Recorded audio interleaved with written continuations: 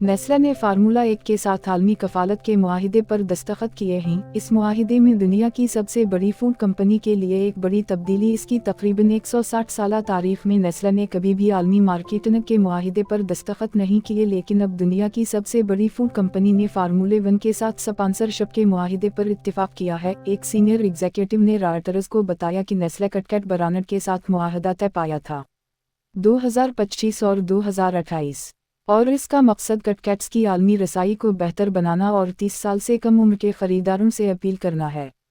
ये नेस्ले के लिए एक बड़ी तब्दीली की निशानदेही करता है, जो पहले बड़े आलमी मुआहदों की बजाय मुल्क के लिहाज से मुआहदों पर इंहिसार करता था।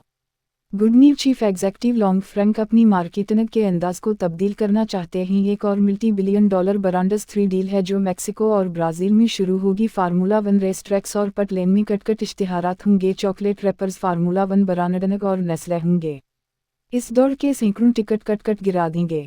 मुआहिदे की मालियाती कीमत का इंकिशाफ करने जा रहा है, लेकिन ब्रांड का आलमी मार्केटिंग बजट इस साल अब तक तकरीबन 20% बढ़ चुका है। नेस्ले, जो कि नेस्कैफे और हागन-डीज़ भी बनाता है, आमतौर पर मार्केटिंग के अखराजात के बारे में तफसीलात ज़ाहिर नहीं करता है। फार्मूला 1 पिछले महीने स्पॉन्सरशिप के सिलसिले में है। फ्रांसीसी लग्जरी देव LVMH ने कहा कि इसने रेसिंग ब्रांड के साथ 10 साल का मुआहदा किया है। ये है रेडियो जीवे पाकिस्तान डिजिटल, आप देख रहे हैं AI न्यूज़।